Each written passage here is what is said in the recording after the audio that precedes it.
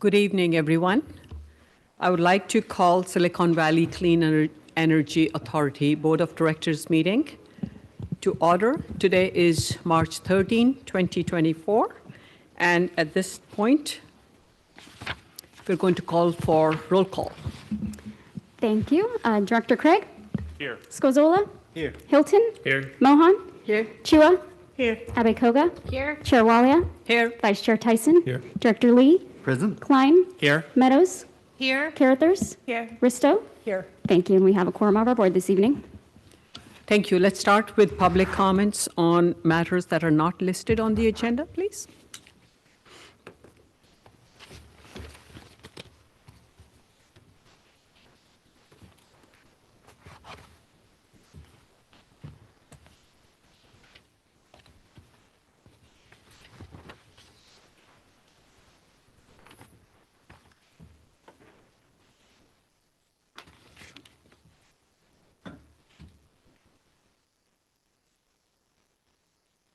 Do we have someone from the public who would like to speak on matters not on the agenda tonight? No, none online.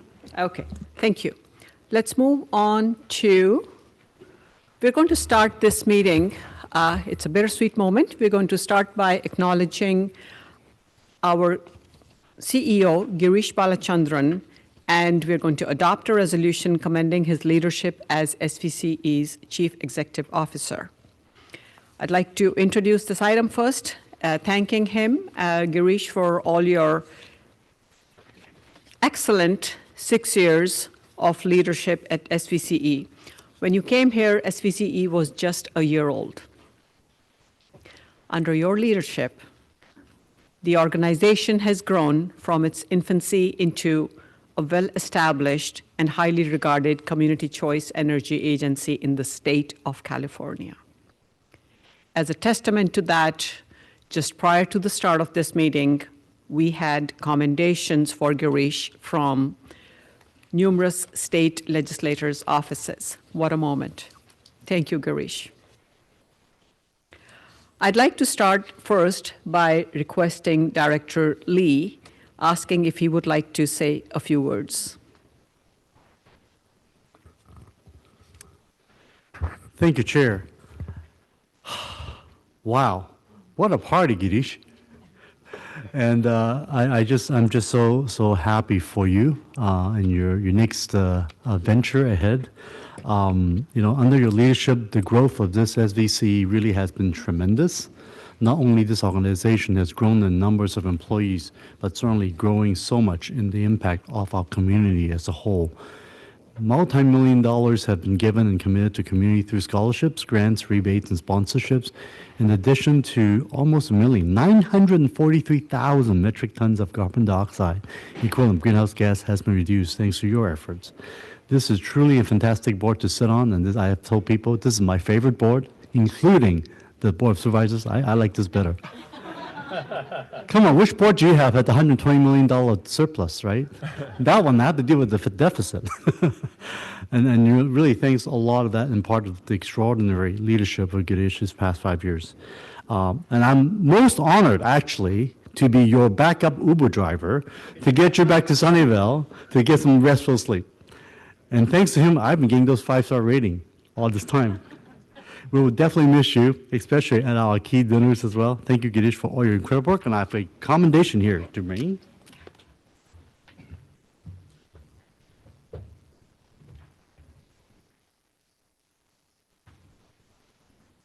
Signed by all 5 supervisors. I'm not going to read all the words. It's too long, but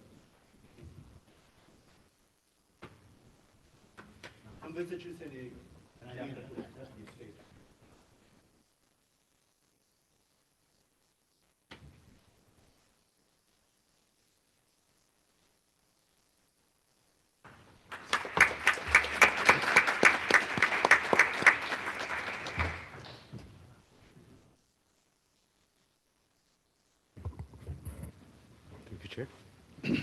Thank you, Director Lee.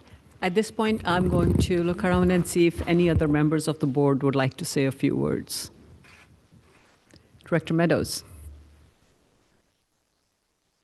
Thank you. Oh, wait, no. Let me use. So this is I have to do both of these. Sorry, I have two devices, so pardon me.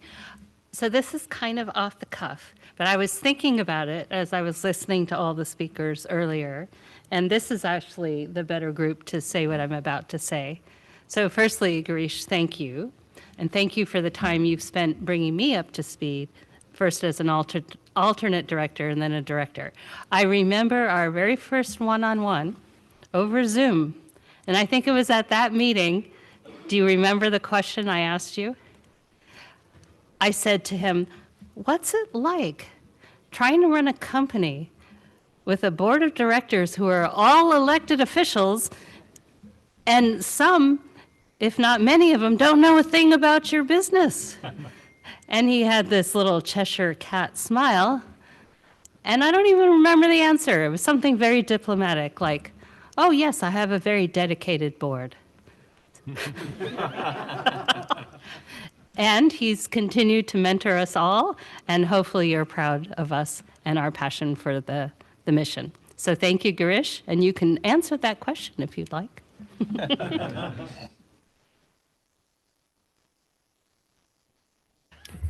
Director Abikoga, then Director Chu after that. Thank you, Chair. I'm now the alternate for Mountain View, so I'm just really excited that the primary couldn't make it tonight, and I get to be here representing Mountain View, but I wouldn't have missed the retirement reception for the world. I had the opportunity to be a part of that original interview panel, and I'm just so grateful actually to Rod for his hand in bringing Girish into our organization. As soon as I met him, I knew there was something special about Girish. And for someone like me who, to be honest, don't be shocked, but the technical stuff is not my forte. I was a humanities, American poli-sci major, but Girish has just been so wonderful and teaching us, mentoring me. I had the opportunity to be chair twice in 3 years, and so had really had a chance to get to know you, Girish, and you're just really one of a kind. I've worked with many city managers and CEOs of different organizations, but Girish just has that combination of obviously the knowledge, skills, and of the issue area, but the political savvy. And as Sally mentioned, you're just knowing how to work with us. And I remember getting my first call when you were checking in on us before board meetings, and not every CEO does that. And so for him to do that right off the bat was just like, I knew there's something different about Girish, and he's shown that ever since. 2021 during the pandemic was definitely, hopefully, only one and only experience like that. But it was a real pleasure to work with you, Girish, and getting through that very unusual time. And that's when I really saw the leadership with staff and how you just really set the tone for our organization.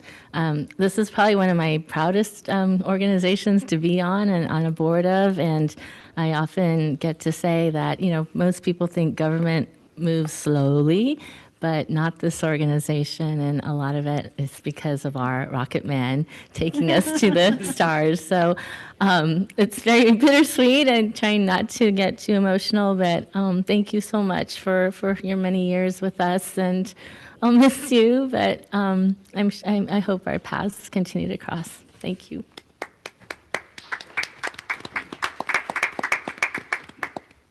Director Chua. Thank you, Chair. I just want to add one word to the list of many words I think that your staff and your friends had said. I would like to add the word resourceful, because one day I got an email from Girish and said, Evelyn, can you introduce me to Congressman Ro Khanna? So I said, oh, yes, absolutely. And before I know it, they were already going out, having meetings all over the place.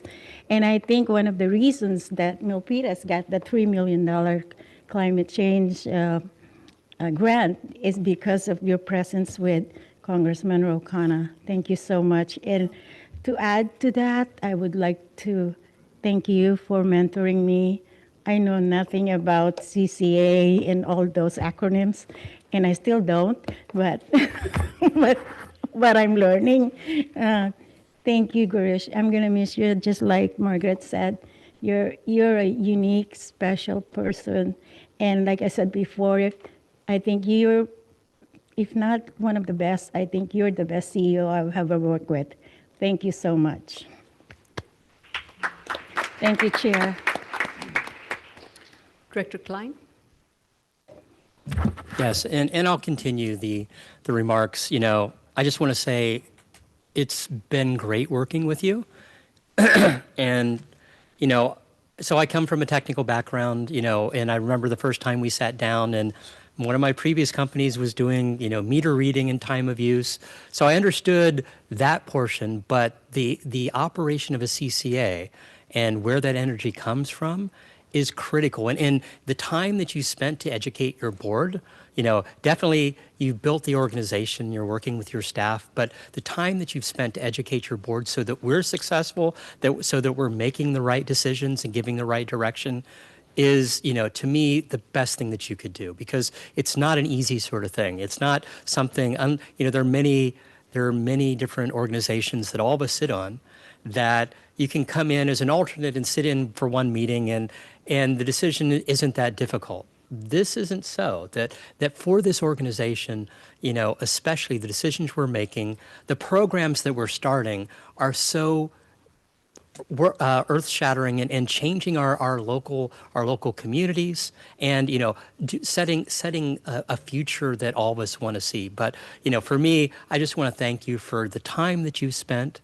You know, I wish Jim Griffith tried to be here. You know, he was one of the help. You know, Sunnyvale, Mountain View, Cupertino were the founding members, and making sure that organization was in good hands with the CEO, and then the CEO making sure that the board members are successful is in everyone's best interest. And so I will miss your books, you know, how you basically educated us for beyond that, you know, passing them to staff. And I look forward to seeing what, you know, Girish's retirement book club is going to look like for everyone. But thank you from the bottom of my heart. And, you know, I look forward to seeing you back here someday, you know, giving us whatever your next steps are in different organizations. But thank you for also, you know, bringing Monica on board, making sure that we have the right person to pass this organization on to.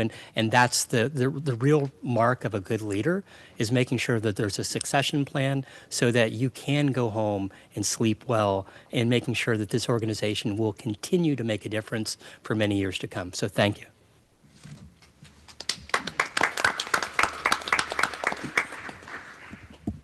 Director Mohan?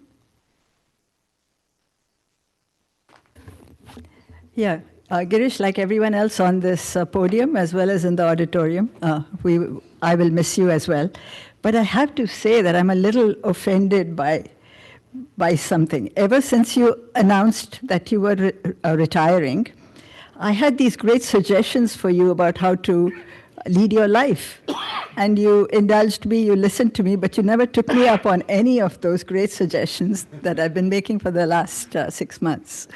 But the other thing I wanted to point out was, you know, this podium is very familiar to me. I'm here every 2 weeks, and there's always a little bit of sort of butterflies in the stomach when I get here.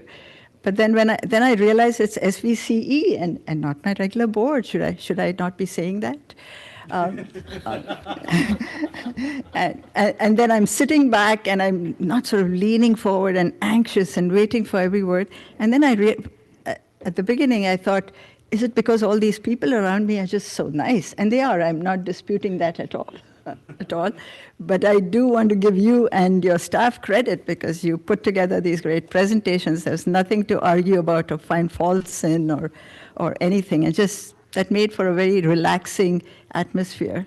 And I always sort of went around, and your acronyms were wonderful. I didn't know any of them before I came on this board. And then I just felt so smart, talking about PCIA and RA and all this. So I think people just had a better impression of me knowing that I was part of SVCE. I just wanted to conclude by saying occasionally when he has the time, Girish and I go out and have lunch because he likes Indian food, as do I. And and I realized nothing goes better with Indian food than arguing about why my PG&E bills are so high. Thank you for everything you did. Other comments from the board? Do we have public comment here, Andre? Seeing none. Girish, it's hard to say anything about you without taking too much time, which I'm not going to do. Your love of books, your mentorship, your positive energy, always being available to support every single member of the board, every single time. It's my 4th year here. Every director I worked with on this team has agreed with me when I've said, this is my favorite assignment. I used to say it very shyly in my own city, which I love deeply, but now I don't even hide from them anymore. And a lot of that credit goes to you, Girish, and the wonderful team you have around you. Thank you for your leadership, stellar leadership, and thank you for leaving SVCE in good hands by promoting succession planning. Thank you. You will be deeply missed, but we will stay in touch.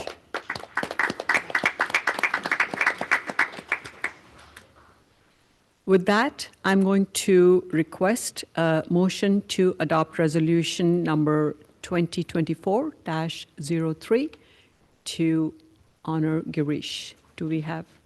Second. Okay. Motion made by Director Abikoga and seconded by Director Lee. Vote, please. Yes, given all 13 members are present, we do not have to do a roll call vote if you do not choose to. Okay, wonderful. Go ahead. Do we just go ahead and say all in favor? Yep, we can Say go that aye. route. Aye. Thank you. Motion. Oh, I've forgotten. It's the first time, I believe, that we are all here together. I do this in my own city, but okay, great. Anyone opposed? None. Anyone abstain? None. Thank you. The motion carries unanimously. Girish, what an honor to have you here, your last meeting, but we know you will continue to come back and join us. Thank you. At this point, I will take a moment to present the resolution to Girish on behalf of the board. And after that, I am going to request all the directors to come up front to have a photo taken with Girish. So I'm going to proceed with the presentation of the resolution first. Thank you.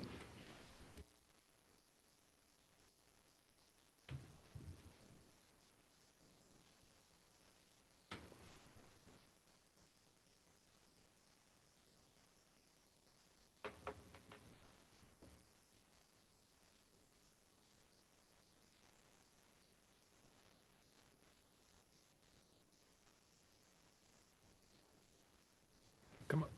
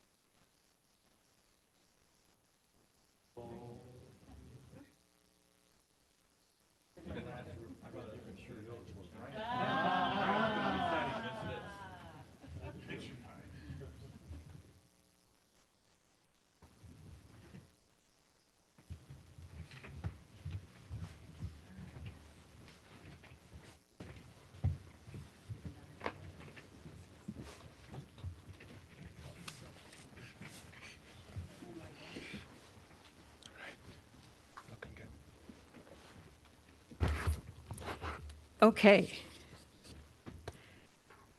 Consent calendar. Do we have anyone wanting to pull anything from consent? No? Are we having any public comment? Seeing none, let's bring back to the board motion to approve. Move the consent calendar. Thank you, Director Klein. Second, Abhikoga. Thank you. All those in favor? Aye. Aye. Opposed? Abstain? None?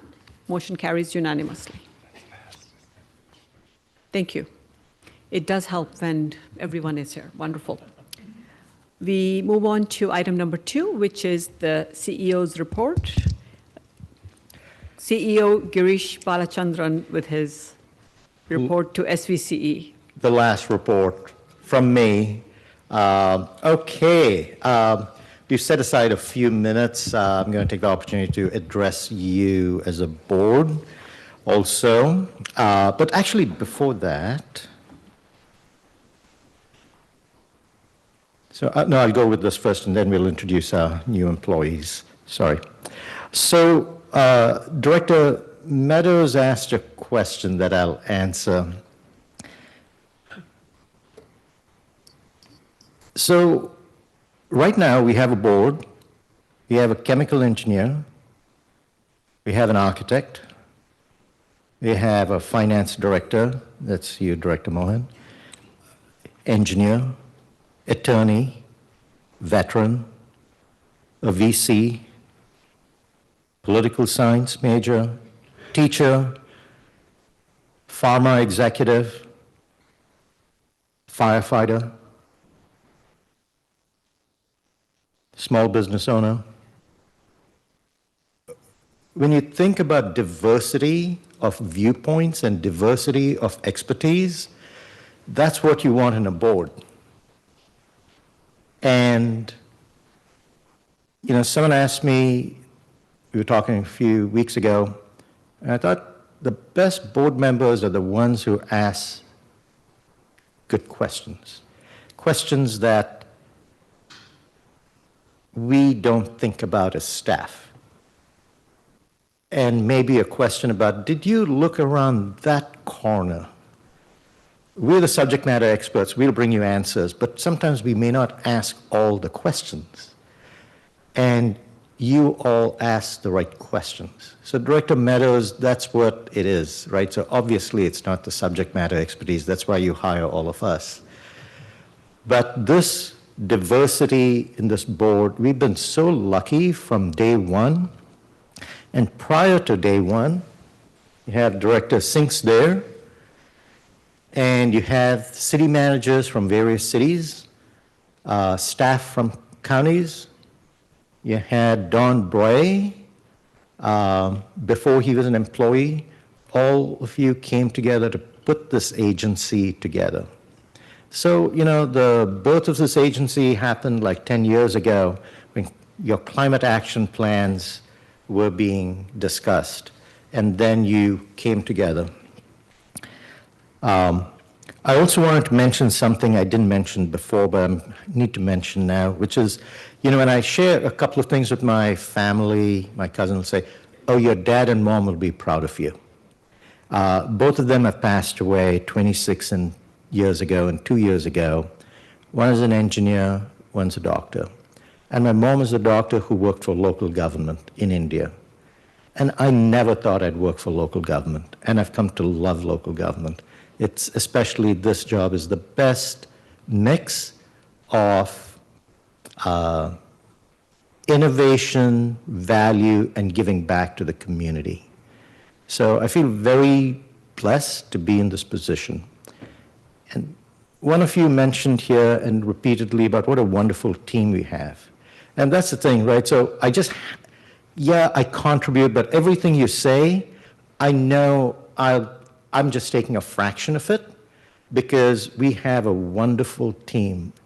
And so any good work that I do is a total reflection. But here's the deal, it's not just our team, it's all of you also. What makes us successful we're going down this highway, and this highway is around climate change, right? And mitigating the impacts of climate change. We need to keep in our lanes on this highway. You're in your lane, we're in our lane. And we need to constantly be talking to each other because sometimes we need to be close to each other, sometimes apart. And we have done a phenomenal job at that. Using the highway metaphor, that'll break down very fast, is I'm very optimistic about the future. And that's that clean energy future. You're going to see, just items 5 and 6, you'll see all these decarbonization programs coming in. Item 4 on the budget and setting aside money for strength and everything we're going to do on programs and PPAs and clean power. That future is very bright and very clean, but the road is rocky. Now, when you started us in 2014, it was words. In 2016, when we were created, we started taking action.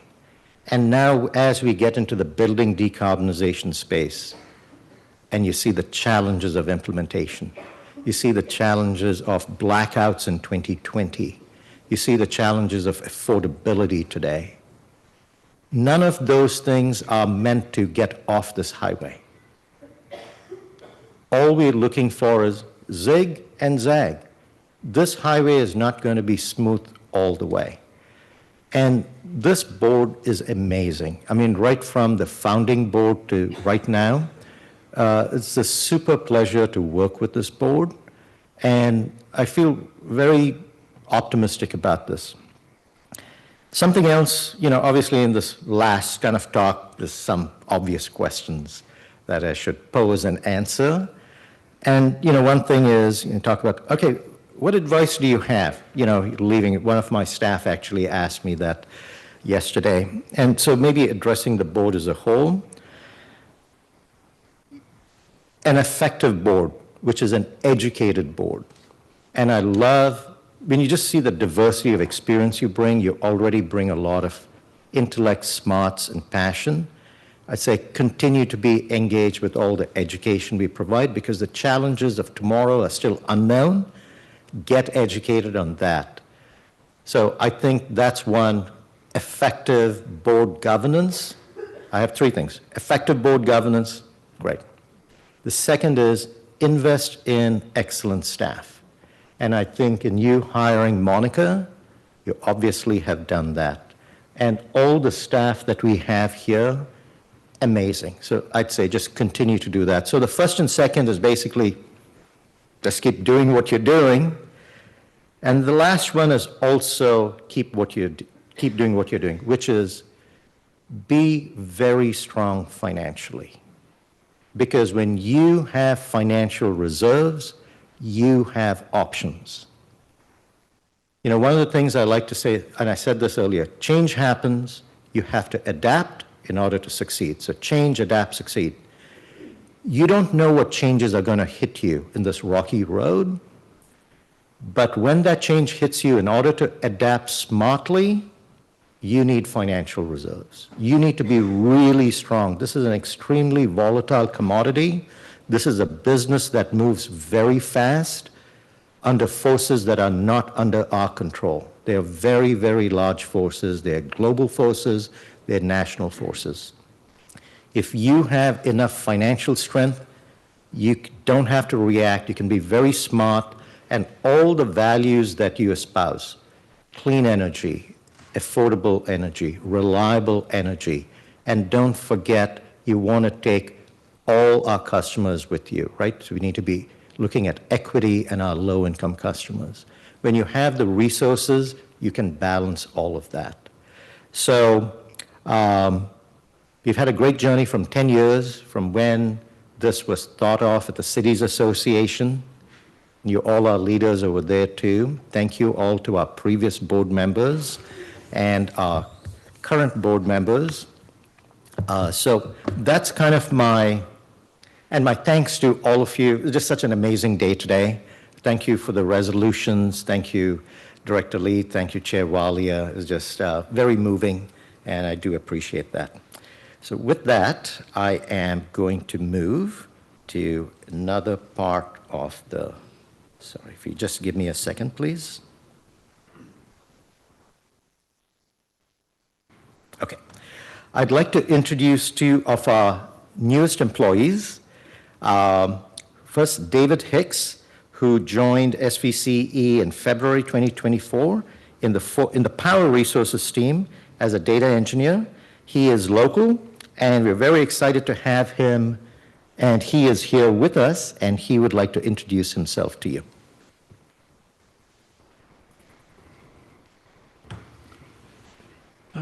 Hello. My understanding is that I'll give an introduction on my professional experience and then some of my personal interests. I started my career working on point source carbon capture, collecting carbon dioxide from coal power plant emissions. And I wanted to work on something that had a more direct impact on the economy, not so much as a Band-Aid on an existing problem. So I moved to work on research for direct air carbon capture. I worked at a startup doing research on emerging technologies for that. I took a brief intermission in the clean tech space and worked on machine learning at a creative agency. But have been since given the opportunity by SVCE to come back into the clean tech space and help bring some more of Silicon Valley to Silicon Valley clean energy. I'm excited to streamline the data needs of the power department so that we can make the best portfolio possible going forward. Some of my personal interests are photography and the community of volleyball that finds itself in Sunnyvale. Thank you. Thank you so much, David.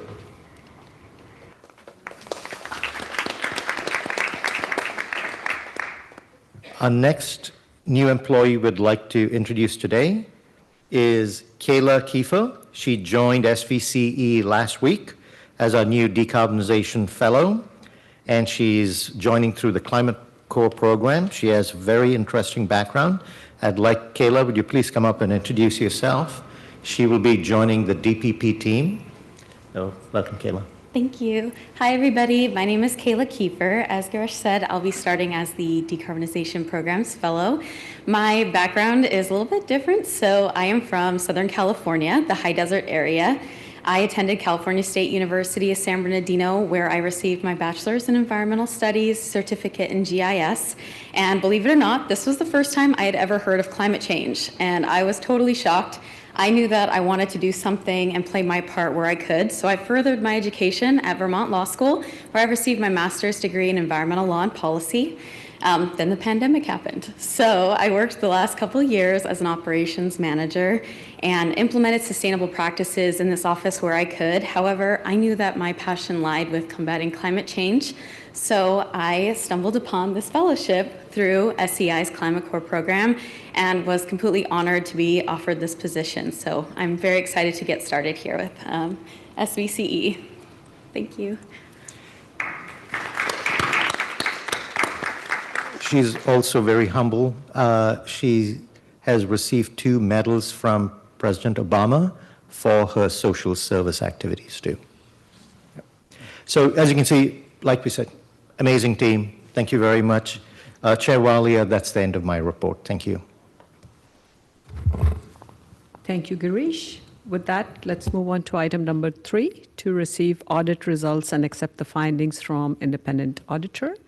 And we have Amrit Singh, CFO and Director of Finance and Administration with this item.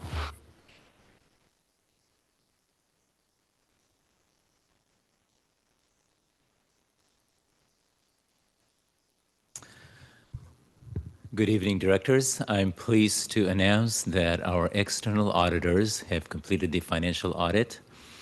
So this is the financial audit for the fiscal year that ended September 30th, 2023. Just a brief recap. The auditors first met with the audit committee in September of 2023 before the start of the audit to kick off the audit and present a plan to the audit committee. The audit committee had a chance to engage on the scope of the audit. Since then, staff engaged with the auditors and responded to all their requests. At the end of February 29th, the audit committee met. The auditors presented the results of the audit. And I believe Director Mohan will speak on behalf of the audit committee later. The auditors presented the results of the audit. The audit committee voted unanimously that the board receive and accept the results of the audit. With that, I would like to introduce Kellen Gilbert. This is the second year he's done the audit for us from Picenti and Brinker, and he will walk the board through the results of the audit. This is an action item, so at the end of this, we do ask that the board vote to accept and receive the results of the audit. Thank you. Kellen? Thank you very much. And oh, looks like Andrea's got the presentation.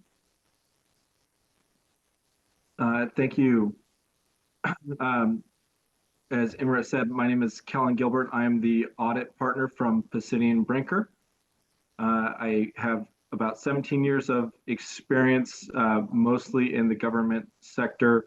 I work with multiple CCAs in California and have a lot of experience in the area. Alejandra Schaefer was the engagement supervisor. This is her 4th year working on various CCA engagements with me. Next slide, please. So at this point, the audit is complete and we have issued the report. Silicon Valley received what we call a clean audit opinion. That means that it was an unmodified opinion that says, in our opinion as the auditors, the financial statements are free of material misstatement and that they are materially accurate.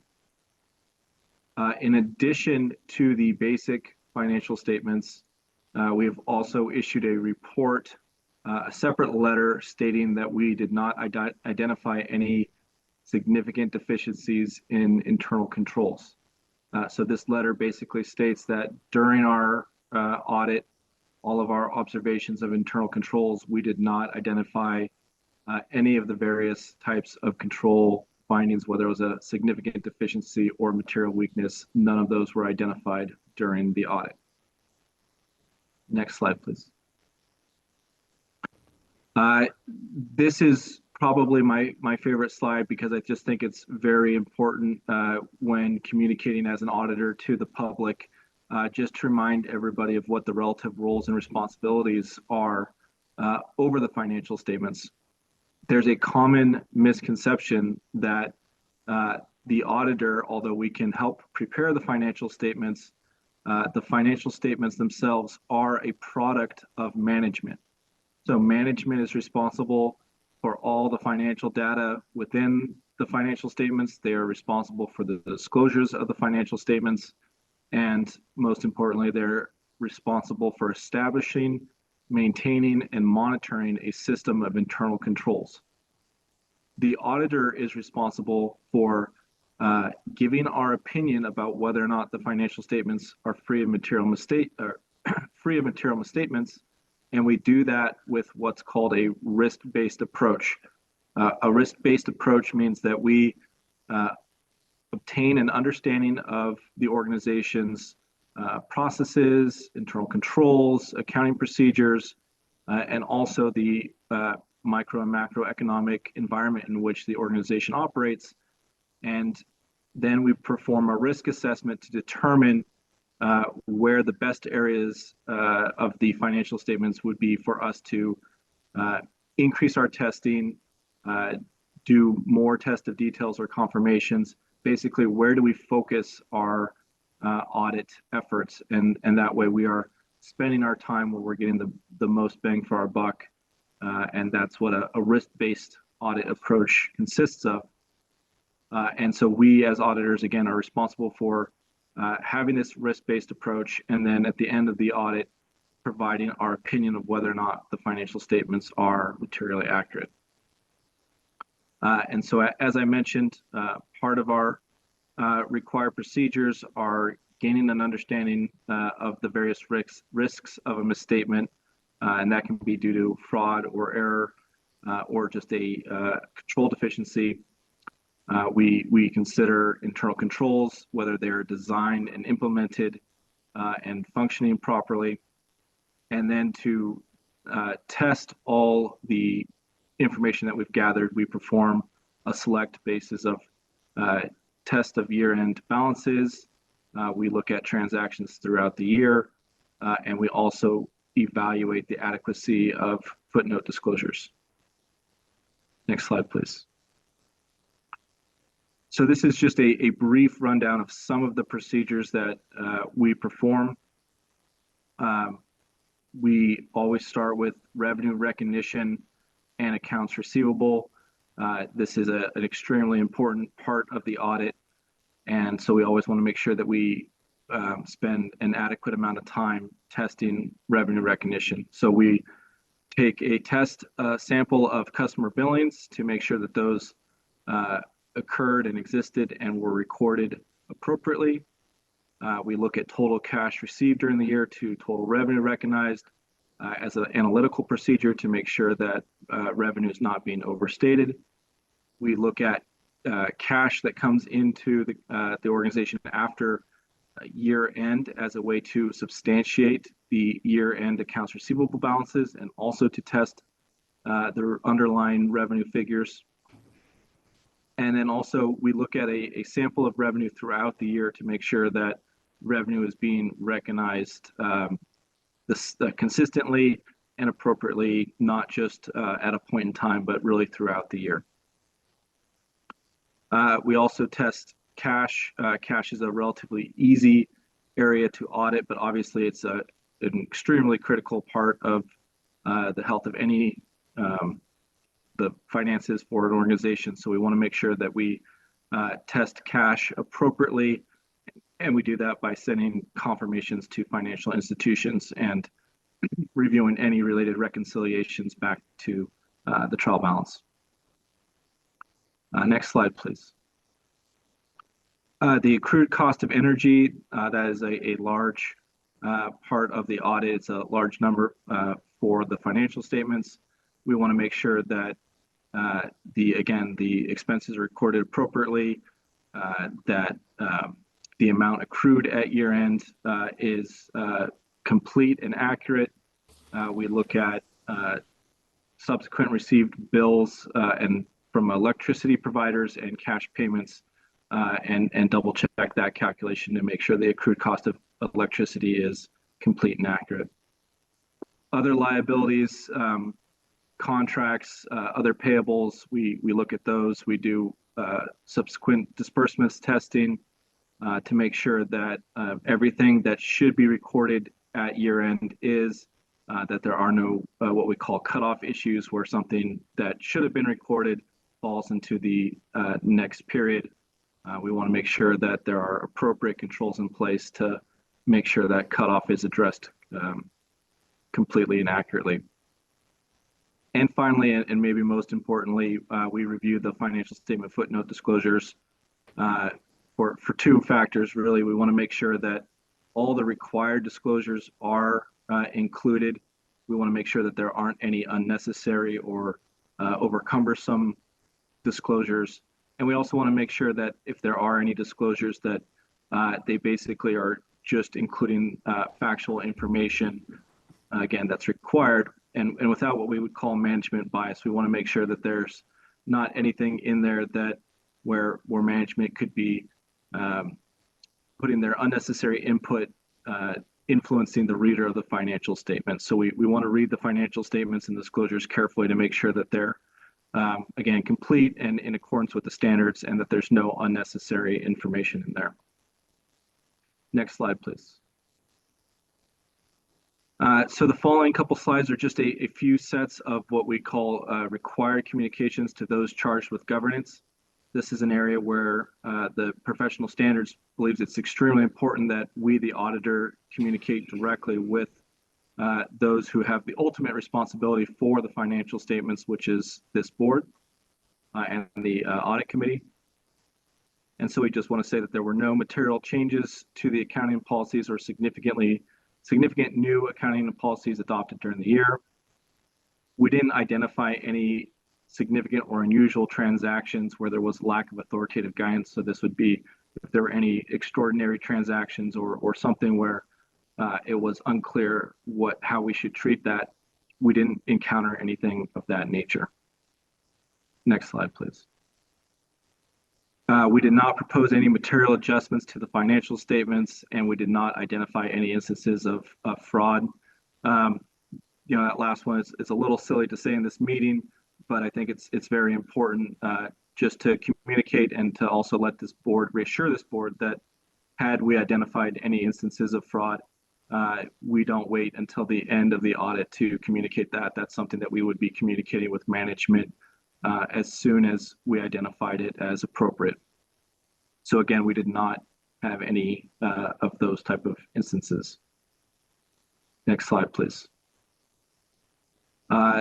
Lastly, we had no disagreements with management, and we didn't have any difficulties getting the information that we needed. All the information was provided neatly and timely, which we appreciate.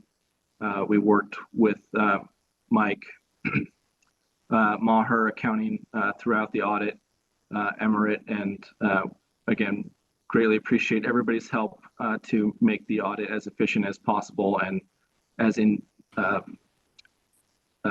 just as smooth as we can, as anybody can to, when you're being audited. So again, appreciate management's help. And lastly, there was just no disagreements with management over the scope. What that means is that there was no information that we asked for that management refused to give us. So basically, if we asked for information, management complied, and we appreciate that. Next slide, please. So that is the end of the presentation, and I'm happy to answer any questions on the financial statements, my slides, or just on auditing in general. Thank you, Amrit. Thank you, Kellen.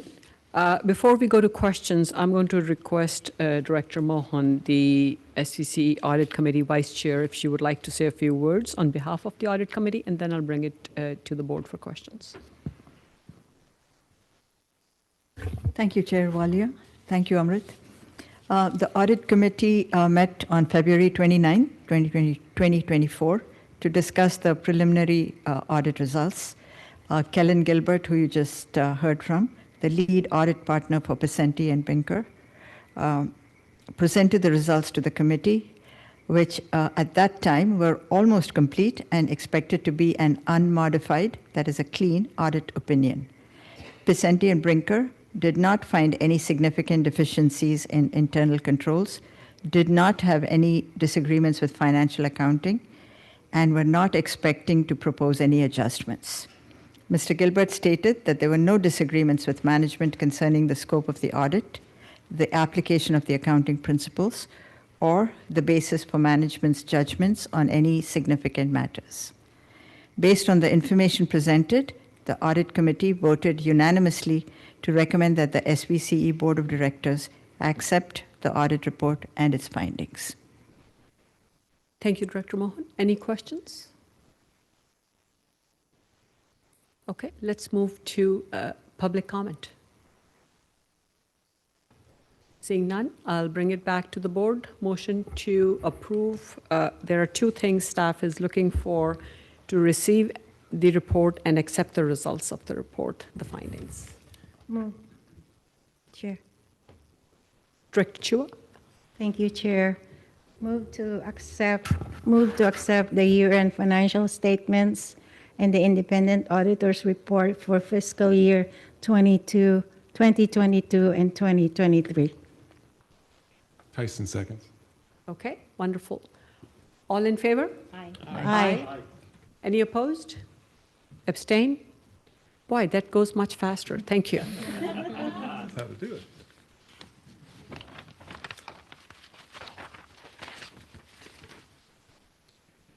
Okay.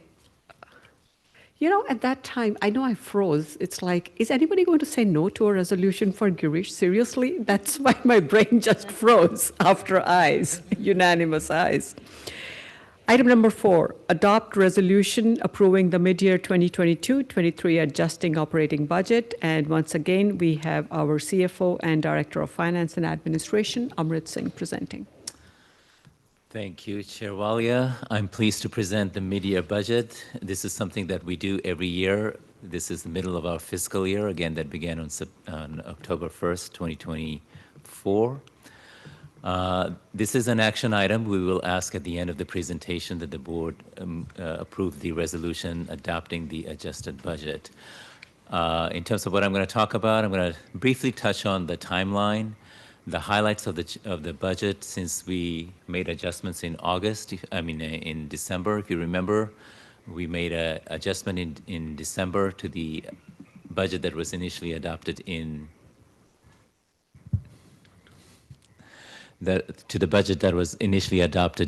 September, and I'll go over that. We'll compare the results of this mid-year budget results to the adjusted budget that was adopted in December. I'll review the 5-year reserve projections and some updates on operational expenses.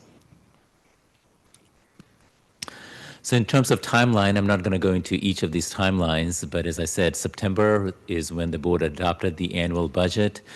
But if you remember the discussion we had at that time, there's a lot of uncertainty around PG&E rates and what the rates would be in January, and we get more information when around November. We don't have the final decision on PG&E rates until late December, which is after the board meeting, but we have pretty good indication as to what that rate would be.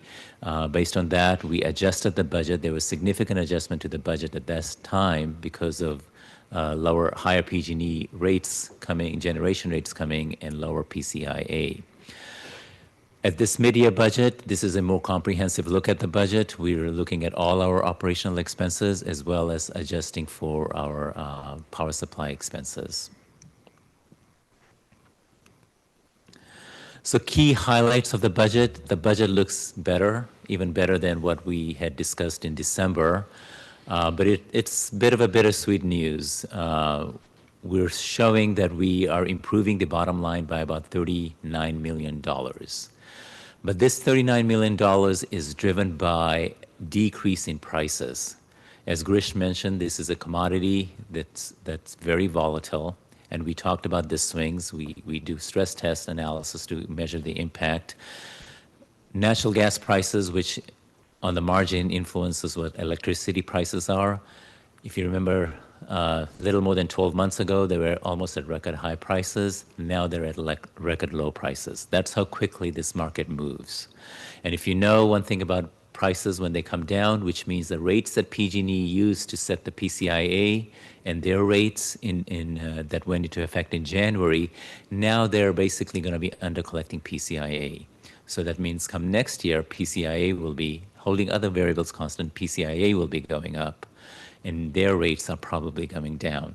So this money, while we're earning it this year, this is most likely most of this will go away next year. And just to give you a ballpark number, in December timeframe when we were doing the budget, for next fiscal year, we were projecting what we were projecting versus what we're projecting now. There's a swing of about $80 to $90 million downward adjustment just from these prices. So it's always remember to know this dynamic of how PCIA works. You can't bank all this money for this year because some of this will be returned next year in the form of higher PCIA and lower PG&E rates. That is actually the highlight of this budget. Prices are volatile, prices have come crashing down on energy. But one area where prices remain high is RPS. They are at record high prices. I mean, normally we expect prices to be in the $15, $13 range. We're seeing prices in the market around $70, $80 a megawatt hour. The other area where prices are very high is resource adequacy, or RA. They're almost double of what we had expected. So that may have some counter effect of this dampening energy prices. So they may help PCIA PG&E generates somewhat. But on its own, the energy prices, isolating for that variable, is causing that huge downward swing for next year that I talked about of about 80 to 90 million. Rest of the budget are slight adjustments that I've captured in this table here. Operating expenses, some are going up, some are coming down. Most of this is coming from staff vacancy savings, slightly offset by additional headcounts, which I'll go into a little bit more detail. As I mentioned, energy prices, the energy part, has come down 14% at the time we were putting this budget together. But since we have put this budget together to now, they have dropped another 14% for this year and about another 8% for the 5-year projections. I'll show you the reserve projections for 5-year.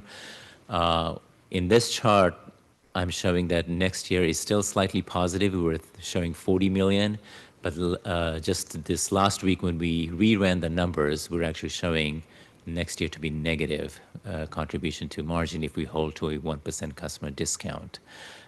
Again, that's not accounting for the higher RA and RPS prices, which again, we don't know until CPUC publishes those prices that they will adopt for PCIA rate making and PG&E's rate making in around October timeframe. And that's why we always do that adjustment in December now. But this is the highlight. This year is looking good. Last year was good, but the projections are very uncertain going forward. So on the next slide, I show the comparison to the budget adjusted budget we had adopted in December. You can see the bottom line is improving, but the big movement is the drop in energy supply cost, and that again is because of the drop in energy prices. Okay. So the reserve projections, we have a reserve target of 300 days of cash on hand. This again is driven by the stress test analysis that we do. For what we are projecting by the end of this fiscal year, September 30th of 2024, we're projecting we would have would be slightly above target for the first time at 367 days of cash on hand, but well below the max target of 490 days. This again accounts for funds that have been allocated to programs and to the building fund that have not yet been expended. If I were to take that out, then the other number that I'm showing here, that instead of 367 days, it would be 284 days of cash on hand. We take a projection as to how we're going to spend program dollars in looking at our reserve projections. As I mentioned, you can see next year here is slightly positive, but if I were to update these numbers today, that would actually be negative for just be driven by the energy prices. So the reserves are kind of volatile at this point. We will have a lot more information when we bring the annual budget in August and December timeframe. August and September for approval and adjustment in December. And we'll start engaging with the Finance and Exec Committee in May about frameworks of that budget once PG&E starts putting its preliminary projection for next year's rates in May. Little update on staffing. When we had adopted the annual budget, we had budgeted for 58 full headcount. We have added 3 positions using the CEO's personnel authority, and those are one for the General Counsel that will be starting on April 1st. We're looking for a board clerk, executive admin to assist with the board meetings, provide Andrea with much needed support. And Andrea is moving to take on greater responsibilities within the organization, in addition to what she already has, and also provide administrative support to the organization. We added a senior program specialist. We need to, in the last budget we adopted, we hired a lot of marketing staff to basically push adoption of the programs we have, and we've added one more staff to actually further develop and increase our decarbonization programs. One additional headcount that we're asking in this budget to the board today is one additional headcount, associate power analyst in our power procurement department, to basically assist with the management of the procurement portfolio.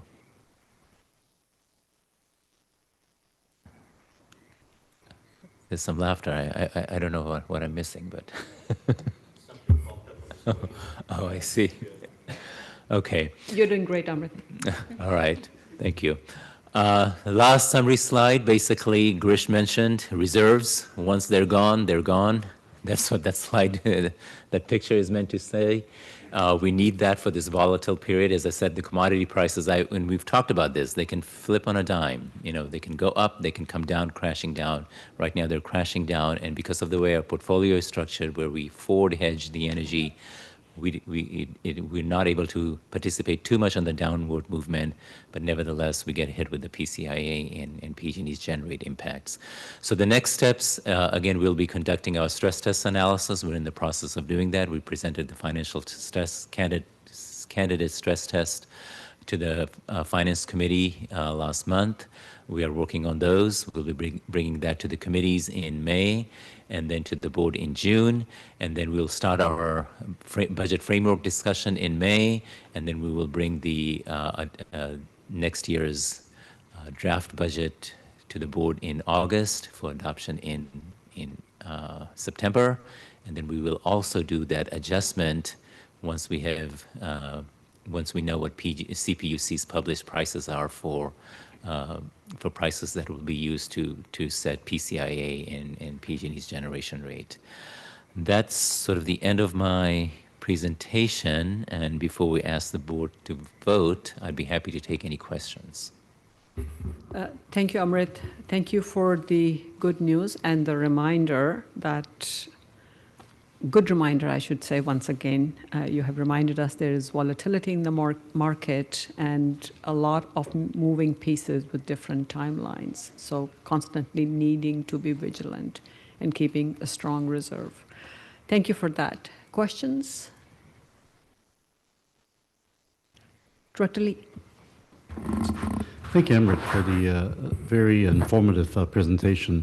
Very technical, but certainly very accurate as to how this PCIA works. You know, basically, is the higher the rate the electricity is, the higher the rate that we charge, and therefore we actually do better, and vice versa. But with regarding this gas price decrease, the significant decrease right now, I know we don't buy.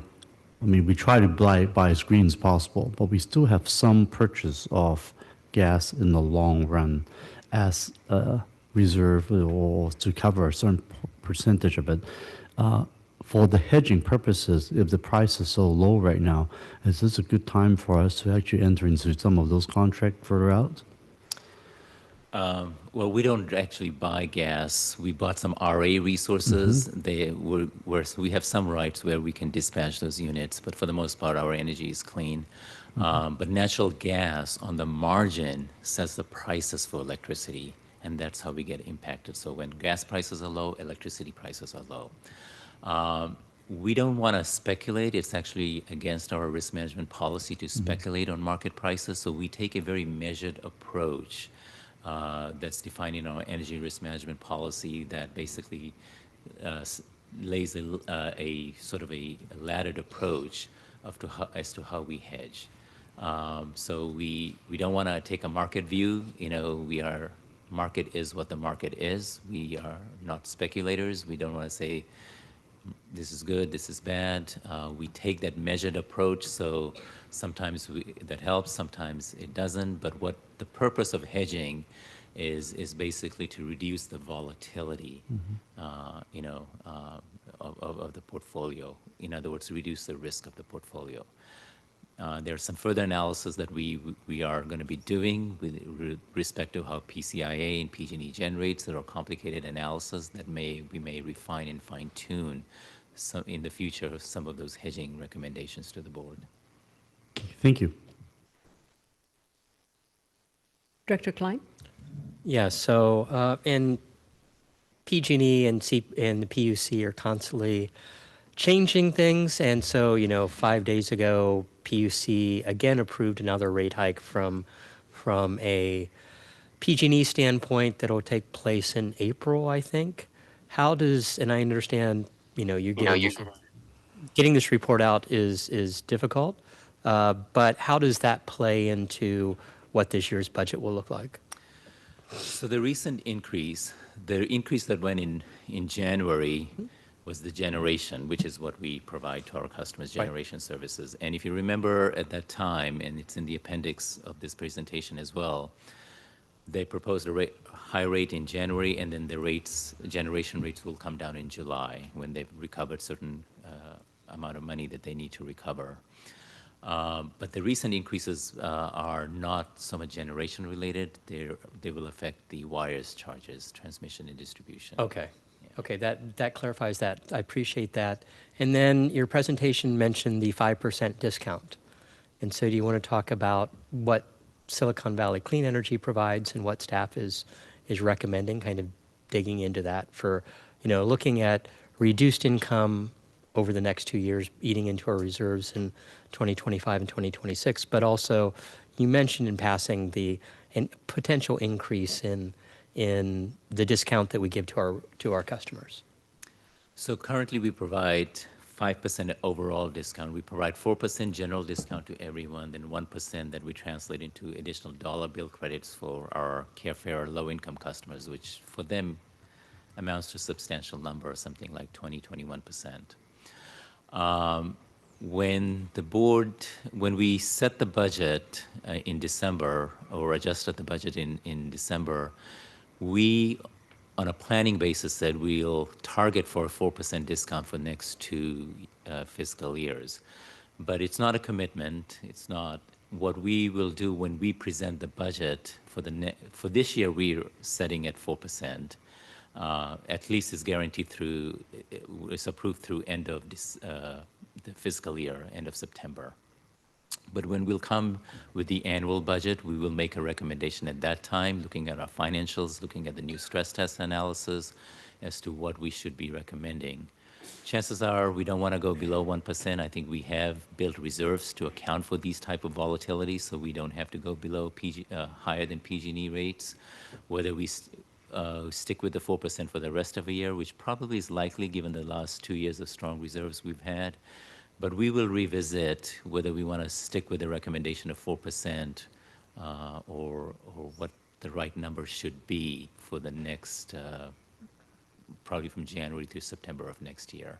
So that's a discussion that will be shaped by the analysis we're doing, the stress test, and the upcoming discussions we'll have with the committee regarding next year's budget. And I appreciate that framing. I was just wondering, so as opposed to, let's say, our low-income customers, the slides are saying supporting, and I couldn't find it in the main in our main agenda packet, but the slide is saying supporting an overall customer discount of 5%. So as things currently stand, and I know that, as things change on a dime and the cost of energy is decreasing rapidly, so making sure that we have good reserves is critical, but the 5% overall is supported where we stand right now or not? You mean, is that a good number for where we are for this year's budget? Correct. Well, we've made decisions at least where we stand now, 4% and 5% for our low-income customers. From the slide deck, it's saying support overall customer discount of 5%, meaning we have, I'm assuming, just from that standpoint, we have reserves that we could conceivably go to 5%, but the bigger picture says, let's be prudent, let's bring it up in May about next year's budget. Just trying to clarify. Yeah, the 5% that I have in that slide is to show what's in the budget right now, effective overall. That's what I meant to say. Okay. The 4% for everyone plus the 1% that we've given to that in dollar bill credits we're given to our local. So the budget right now that I presented, basically what I meant is including a 5% overall effective discount. That's what I meant to say. Okay. Just thanks for that clarification. Thank you. That's all I have. Thank you. Other questions? Public comment?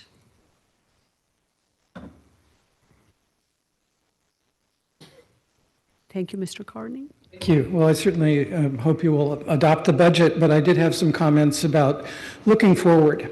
So I know some of you are new to this board and some of you are not. I've been engaged with Silicon Valley Clean Energy for its 10 years of its existence. PCIA used to be an enormous topic of discussion among clean energy advocates. We basically hated it. So let me just refresh your memory on why it exists in the first place. It exists because a bunch of load departed PG&E for this CCA and many others. And based on the year in which an entity took that load away from PG&E, they imposed essentially a tax, the PCIA, which was intended to cover the cost of contracts that they had entered into for energy for which they no longer had customers. So they had to sell this energy on the wholesale open market. Parenthetically, if SVCE were to suffer a significant departing load, say, for example, Google decided to buy its energy elsewhere, we don't get a PCIA tax for our departing load. It's a one-way street developed by the CPUC in favor of IOUs. No surprise there. So the question is, ultimately, the PCIA will go to zero for every vintage, including ours. What I would love to know, and I suspect you might love to know as well, is what does the roadmap look like to a zero PCIA? When will all the contracts that PG&E had back in 2016 be completed? Because once a contract that is no longer necessary for them ends, they can't charge PCIA based on it anymore. The calculation of PCIA is notoriously opaque, and I don't really know to what extent any CCA can attempt to unravel it. But I think enough time has passed by now. Enough experience has been gained, and perhaps there might even be enough transparency into all those contracts that existed 8 years ago that somebody could take a whack at it and give the board a look forward into what the PCA is likely to be like based on different scenarios of the price of natural gas generated electricity. I would sure love to know that. I hope you love it too, and I hope you ask your staff to develop that forecast. Thank you, Mr. Carney. Any other member of the public? Seeing none, I bring it back to the board. Any comments? Chair. Director Chua? Thank you. Can you please remind me, the last time when we, on the last budget, I think, there was a discount of 4%, which really amounts to $2, correct? 4% on an annual basis is about $40 for residential customers. So divide by 12? Yeah. Okay, so what's 5%? Each percent is like about $10 a month. A year, sorry, for residential a year. customers. So it's about $50 for the entire year. Yeah. What's the grand total? If you increase it by 1%? So 1% cost us about 5.8. You can call it 6 million. Pardon? 1% cost us about 5.8. You can think of it almost rounded up to 6 million. Okay. That's all I want to know. Thank you. Thank you, Chair. Great question, Director Chua. Other comments, questions? Motion? Director Lee? Thank you very much. Motion to accept the mid-year report for the budget here. Second. Second by Director Scuzola. Vote all in favor? Aye. Aye. Opposed? Abstain? Motion carries unanimously. Thank you. Thank you, Amrit. With that, we move on to item number 5, which is to adopt a resolution approving funding allocations for decarbonization programs. And we have Justin Segunis, Director of Decarbonization Programs and Policy. Welcome, Justin. Thank you, and good evening. I know it's been a wonderful but long evening, so I have 2 items, the final 2 items here. So I promised Girish that I would really dragged mine out as long as I possibly could. He's, he really doesn't want to leave, I think. So, no, I'm going to move a little briskly through. But yes, tonight we are seeking board approval for our allocation of already authorized funds to spend on programs. So these are funds that the board authorized largely in the past about 6 months since the start of the fiscal year. And we said we would come back to you with our recommendation on how to kind of weave them into our existing portfolio, where to add this funding, and that's what we're doing today.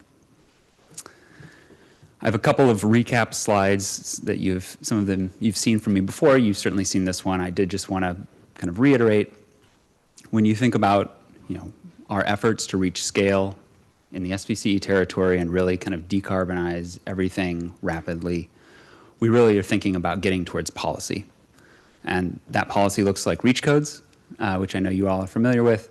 That policy also looks like the Air Quality District's rule amendments that are going to go into effect and will prohibit the sale and installation of NOx-emitting water heaters, furnaces, and we believe will then lead to a dramatic uptick in all-electric heat pump water heaters. So as you think about that, that's going to be, reaching tens of thousands of customers in our territory every year, right? Which is this next order of magnitude, similar to what we've done with REACH codes in all of your cities. So that's really the objective here. The programs that we run, are trying to build this support ecosystem that we need to have in place to let those policies exist and thrive and make them work for customers. So make sure that things are affordable, make sure that the technology is out there, things like that. So again, I know you've heard that from me before. I just wanted to kind of restate that's the framing, that's kind of how we think about the programs I'm going to be talking about today. This additional funding is on top of funds that the board has already authorized. So I did just want to make a quick mention of those. The big takeaway on this slide is really as of the start of the fiscal year, so all the funds that were authorized before this fiscal year, we have successfully kind of programmed and gotten on the street in some form about 85% of those funds, which is really great. A portion has been spent and the remainder are kind of live to customers. So they're open programs, customers are able to apply or engage. We have contracts that are in place providing services to customers, things like that. So with this funding, we're really in the stage right now of trying to drive uptake and kind of ramp up adoption over the next couple of years. The new funding then is kind of adding on top of that, weaving that in. And through our work in these existing programs, we have identified some kind of gaps, new tactics that we want to pursue, and that's what we're proposing to use this funding for.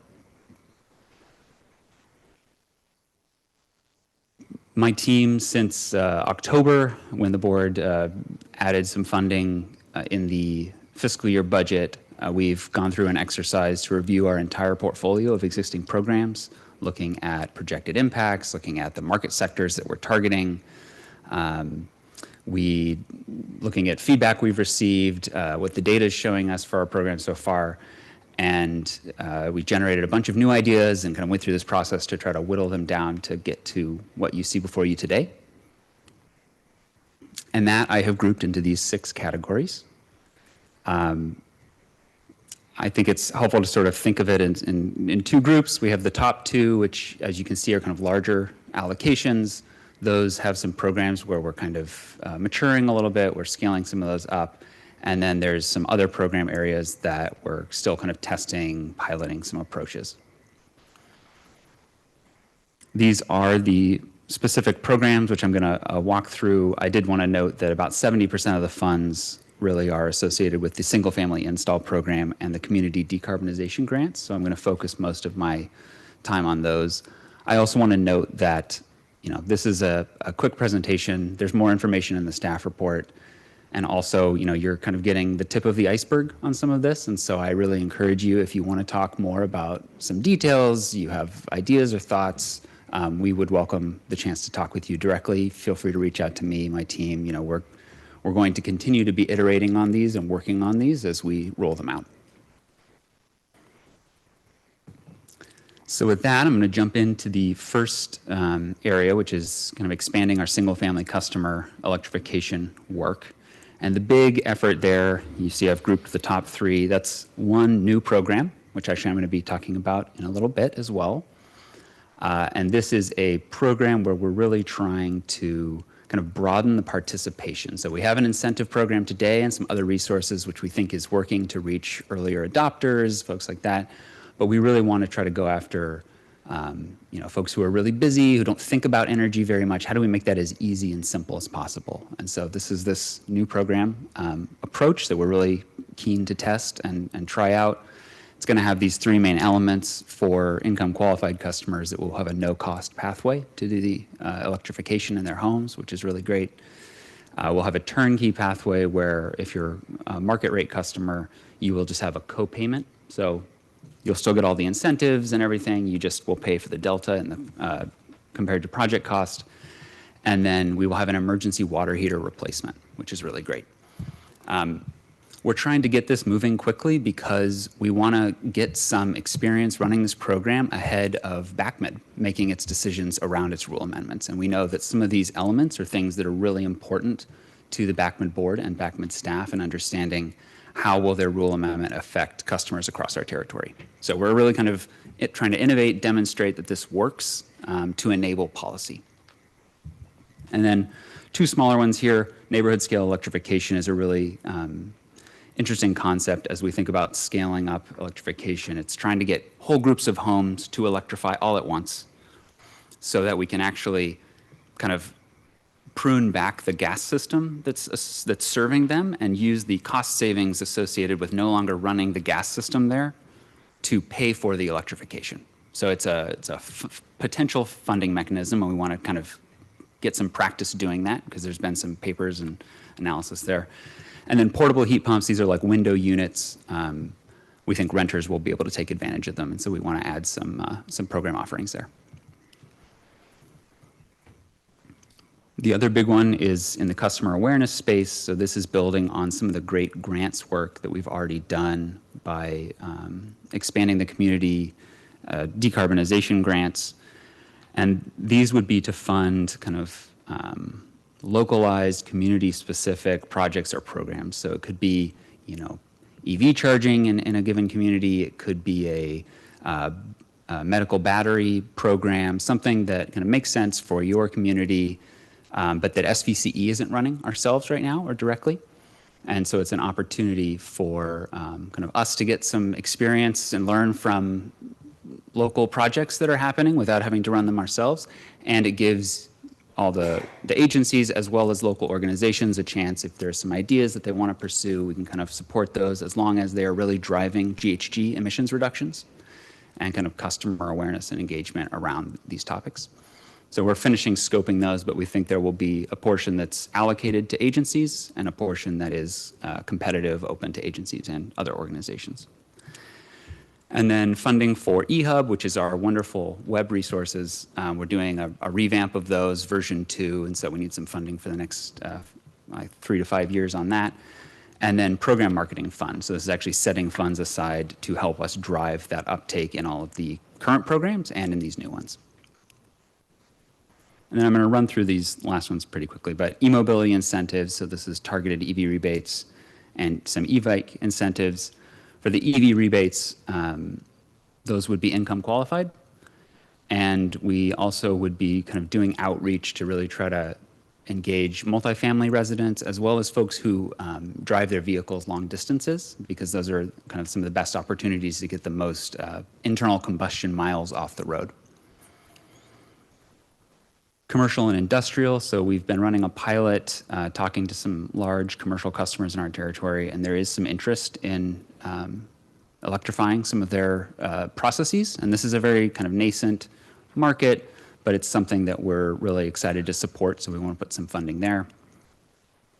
Workforce development, something that we've talked with the board about before, we know is important. And we've been talking to a lot of local workforce stakeholders, so we're trying to still figure out where we can best deploy these funds, but we really want to inject them into efforts that are already underway and kind of enhance some of the efforts of organizations in our territory. And then my last category, which includes virtual power plant or load flexibility, obviously super important to us moving forward. This is just kind of some additional funding to help us demonstrate and test some approaches, but we're really going to be leaning a lot more, I think, into virtual power plant moving forward. And then EM&V is the evaluation of all these programs so that we can continue producing reports that we make public, sharing data, things like that, and getting third-party evaluation of the work that we're doing. So this is what I just talked through.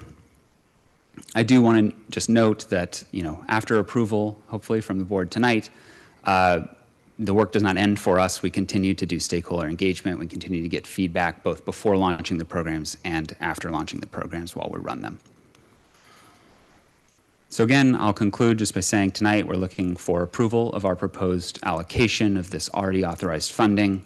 I do want to note that we will continue to provide periodic updates on our program work as we do in the board packet. And we have a quarterly board report that has a bunch of information about targets, status, uptake, things like that, and any future contracts for vendors that are above 100K or whatever our policy is, which is 100K right now.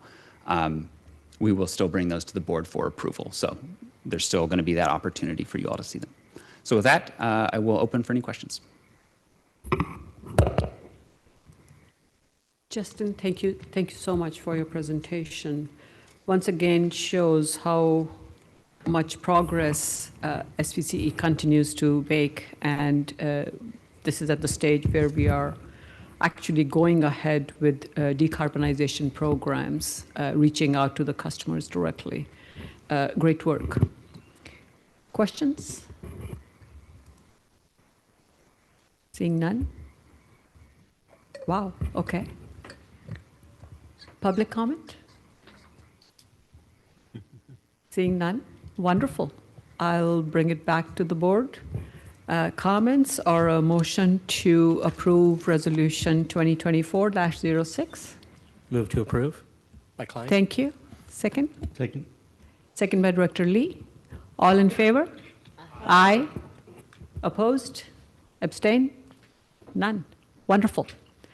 Brings us to the last item on tonight's agenda. I know Girish actually did call me to say, do not end this meeting till midnight. I'm like, guys, seriously? Item number 6, authorize the CEO to execute an agreement with Franklin Energy Services for program design and implementation supporting single-family residential. 3-year period, not to exceed amount of $14 million. Once again, Justin Zagunis, Director of Decarbonization Programs and Policy. Your presentation, please. Thank you.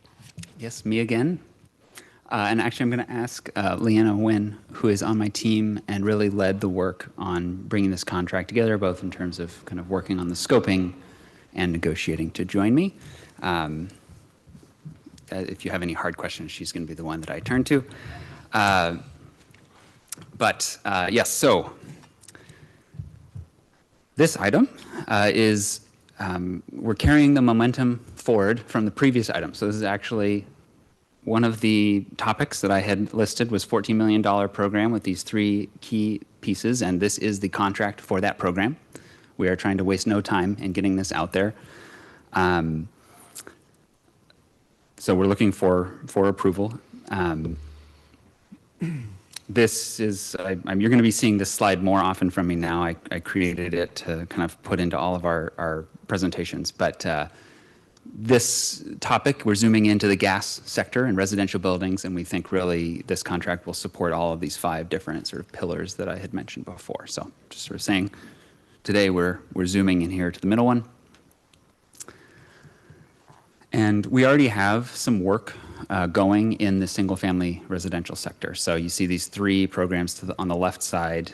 We have the eHub, which is our web resources, really there to kind of help inspire, make customers aware, move them down this chain of inspire, educate, act. We have the new Go Electric Advisor, which we're going to be rolling out more marketing around. It's this concierge hotline that you can call to really, hey, you have questions, you want to talk about it, you have bids from a contractor you want input on, whatever you need, again, trying to help people go through this process. And then Future Fit Homes, and that's the incentive program we've been running for over a year after we expanded it from just heat pump water heaters to the full suite of decarbonization. And when we look at the data, and kind of who we think is participating across these things, we think, as I mentioned before, we're reaching some of the early adopters. We're reaching,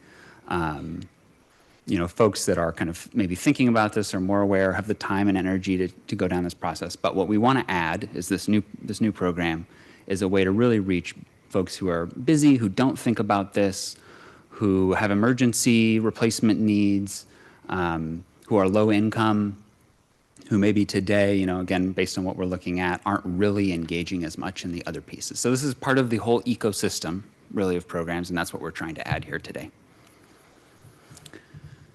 This is the shape of the program here. I'm going to emphasize just a couple pieces, and the key things to know really are we have gone out and we've brought on a vendor, and they have contractors on their team, and so we have selected the people who are actually going to do the install. And they're going to go out and they're going to scope the project. They're going to figure out what needs to be done. They're going to do the work. They're going to help go after rebates that are out there, whether that's SVCE's rebate, which it's going to be very easy to go after because we're working with them, or state or federal, whatever else is out there. And they're going to kind of handle all of that. So there's a really big value from sort of customer ease, simple process, all of this. We also, for low-income customers, we're going to have a no-cost pathway. So we will cover the full costs for those customers as they go through this program.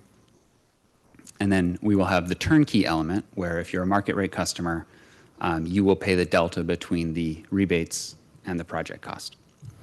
And then we will have the emergency water heater loaner component. And you can see kind of our targets here, $14 million budget over 3 years. I do want to note that this is something that we have been working on with Peninsula Clean Energy, and we're really excited about that because it allows us to have great kind of consistency across our 2 service territories, which we've done before on reach codes, we've done before on some other programs, and so we're excited to be bringing that to this sector. We're also going to be seeing roughly $1 million in administrative cost savings by spinning this program up at the same time as PCE, with the same vendor kind of looking at the same sort of shape of the program. So it's really great. This is the team that we selected and that we have contracted with. Franklin is a great organization that has a lot of experience running programs, direct install type programs in our area with other CCAs. Zero Home is actually a company that we supported through an innovation on-ramp pilot several years ago, so I'm really excited to see them back here, and they'll be doing the energy and bill impact modeling to make sure that the upgrades we're going to be doing to the homes will not lead to bill increases, which is really important. And then we have 3 local contractors who have done, thousands and thousands of installs across the state of California, including many in our service territory. This slide I pulled out of the list of over 200 measures that we have in the contract. And I really just wanted to give you a little taste of this is the kind of technology, the kind of pieces of the project that we will be including. So that's electrification, which is maybe what you think of, but it's also smart devices, trying to make sure we avoid panel upgrades as much as possible. We're going to have a lot of control over the contractors in this project. And so we want to make sure that they're kind of doing the kind of work that we would like all of our customers to be thinking about to kind of minimize costs, minimize strain on the grid, things like that. And then also health and safety. So sometimes to get these projects done, you have to do remediation, you have to do, there's kind of old, who knows what you're going to find as you go into this. And so we wanted to make sure we were including that support so that we're reaching all customers and kind of whatever kind of house or situation they're in.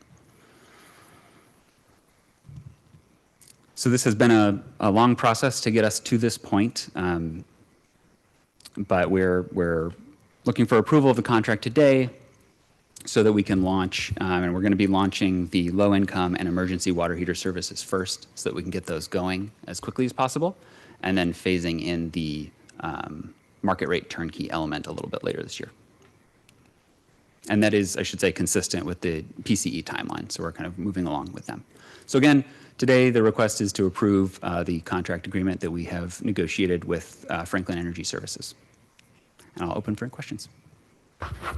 Thank you, Justin, for your presentation. Questions? Director Tyson. Thanks for the presentation, Justin. This is so interesting and essential. And in our own town has an environmental initiatives committee, and I'm the council liaison for that. And one of our residents did a thorough review of Palo Alto's system to do things like this. And so Tony Yulo was here a minute ago. There he is. And so he attended our meeting. I just want to make sure you were linked in to sort of connect with that information, because we decided our own town didn't have critical mass to try to do anything like what Palo Alto did, but we were looking longingly over at Silicon Valley Clean Energy to see how we could link up there. Great. Yes, we will. We are linked, and we will link. Thank you, Director Tyson. Director Klein, and then Director Meadows. Sure, and great to see, this is the value Silicon Valley Clean Energy is doing programs like this.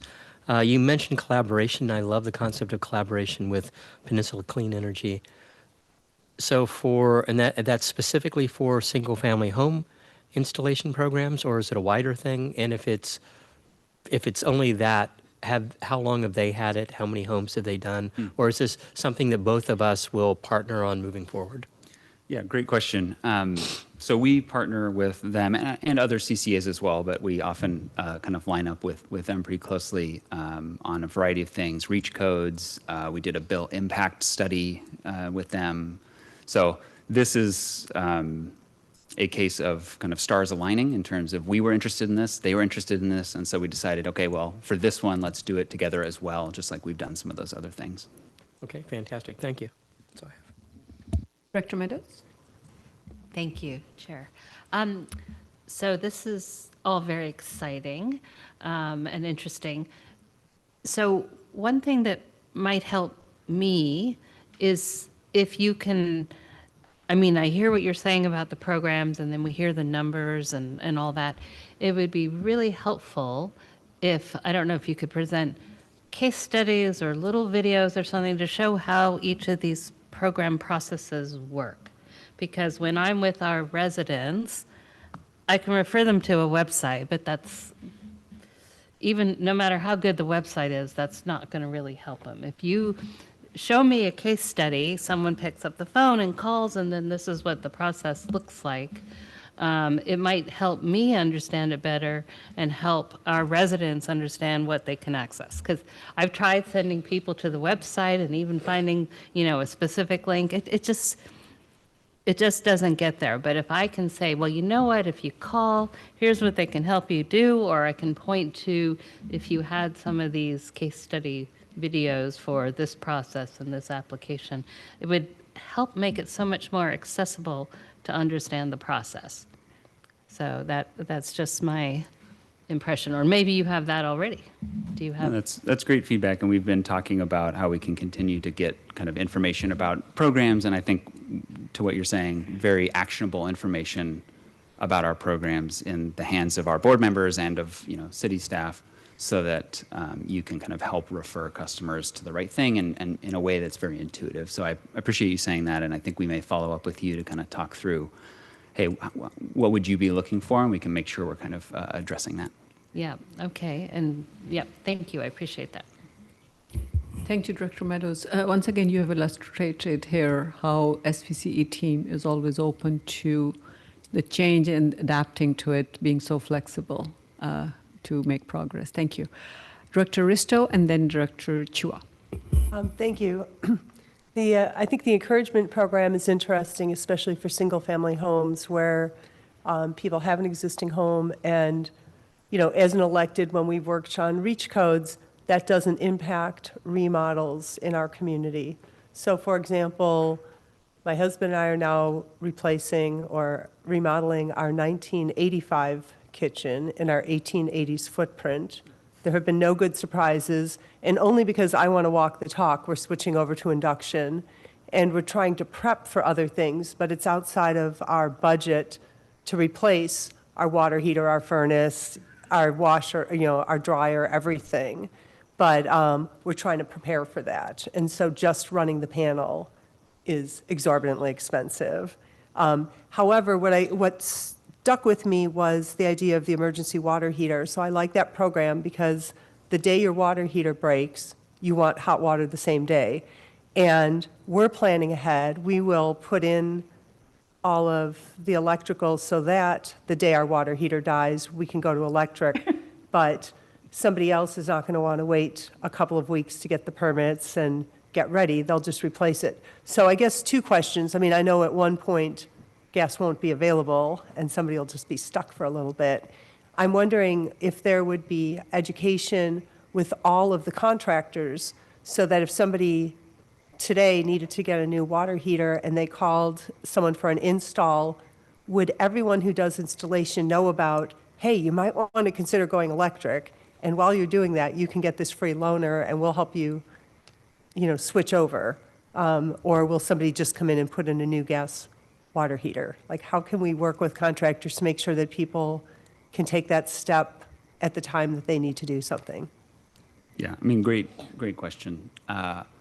I think that is part of what we're trying to do with this program, is to sort of demonstrate what would that look like. And there's been some contractors that have kind of been doing some emergency type replacements in our territory. And there was I think a tech initiative to like a statewide sort of state-led initiative to look at, okay, what would an emergency water heater look like? So what we're really trying to do is deploy that into our territory and hopefully get to a point where the contractors who are doing it for us start doing it in their own business. We start sharing that as a case study with other contractors in our territory to say, hey, this works. This is how you do this, and this is how you could put it into your business model. Because I think until we do that and we are working with the workforce to kind of sell this to the customers, yeah, it's going to be really hard to reach all the projects that are happening, all the emergencies that are kind of happening out there. That is also the value of the policy signals, right? Like when there's a restriction at the Bay Area level, like you won't be able to buy it anymore. And so that will force some of that, but we really want to get ahead of that so that we're kind of preparing people, the systems are in place. We don't want it to just be some switch that then... Right, because that'll be a very, very unhappy situation. Exactly. When somebody, I mean, it's amazing to me what's not on people's radar screens, what we all know, and then you talk to somebody and they're like, what? We're not going to be able to gas, So that phase over. So I appreciate that. I almost think like if somebody starts to Google water heater, that somehow we need to make sure the first thing that comes up is this program or something, like how to get it up high on the search. But, I'm documenting my kitchen remodel on Facebook for people to follow, and I promise you there's no good surprises, but, we'll be in good shape when the kitchen's done for all the rest of the house later. Thank you. Thank you, Director Risto. One of the things that we have been, I know this is your first meeting here, so you'll be happy to hear that we have talked about this issue in the past.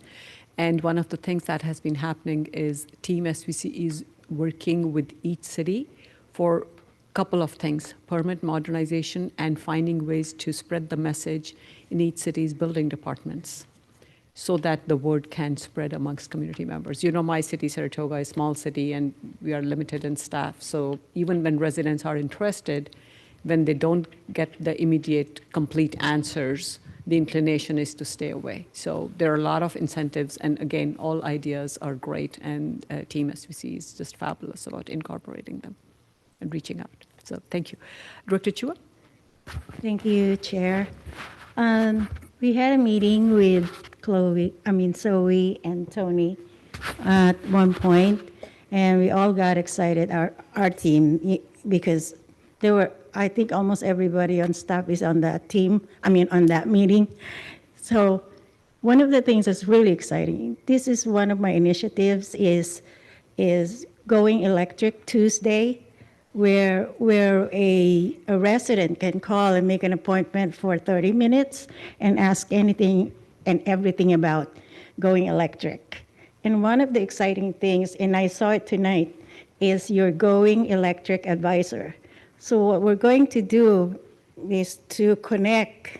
When they call, they will actually call you. You see what I'm saying? The Going Electric Advisor, which helps us because we don't have to have the FTE to do that, because you know more than we do. So that's like the premise of the initiative. It will include Going Electric incentives will be added to our website, and also what else? Going Electric Tuesday, anything else about going electric. And I love the idea now you have a contractor dedicated to the heat pump water heater replacement. And that's the thing that we want to initiate first, start out first, to get our residents going and understanding what going electric means. So thank you for that. And I will share that information with the rest of our staff. Thanks. Thank you, Chair. Thank you, Director Chua. Other questions? None? Public comment? Seeing none, I bring it back to the board. We do need a motion to authorize the CEO to execute an agreement with Franklin. Director Klein. Move to approve the consultant agreement. Thank you. Second? Second. Second, Director Scozola. All in favor? Aye. Aye.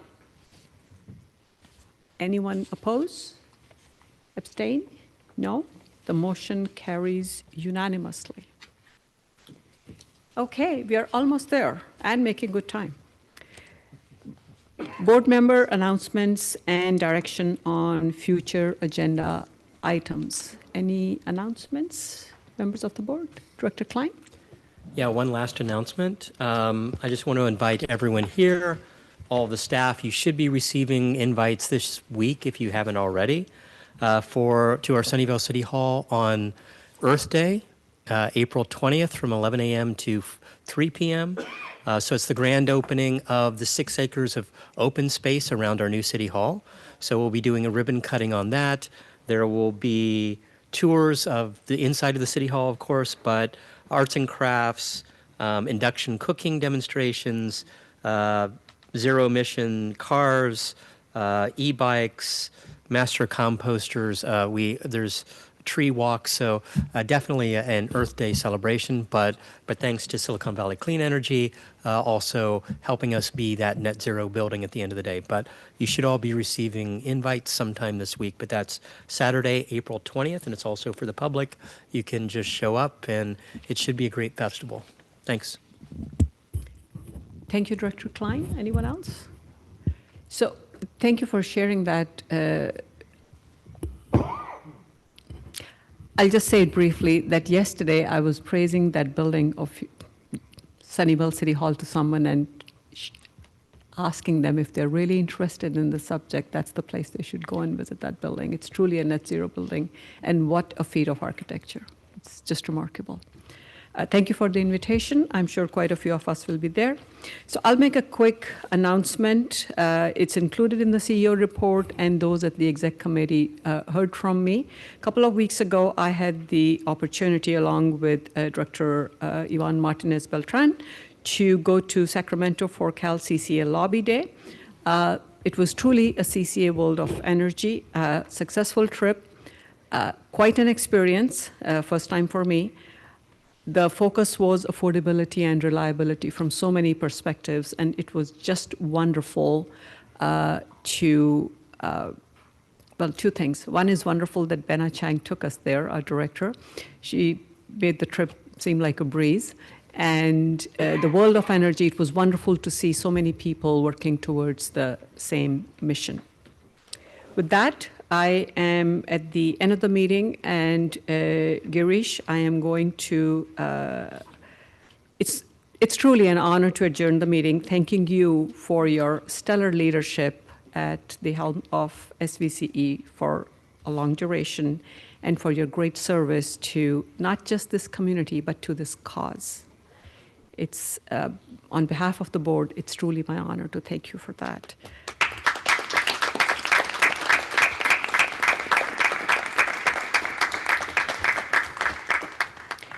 And yes, we look forward to book recommendations from you. And I believe the word "and" needs to go there. And can't wait to see what norms you defy next. With that, the meeting is adjourned.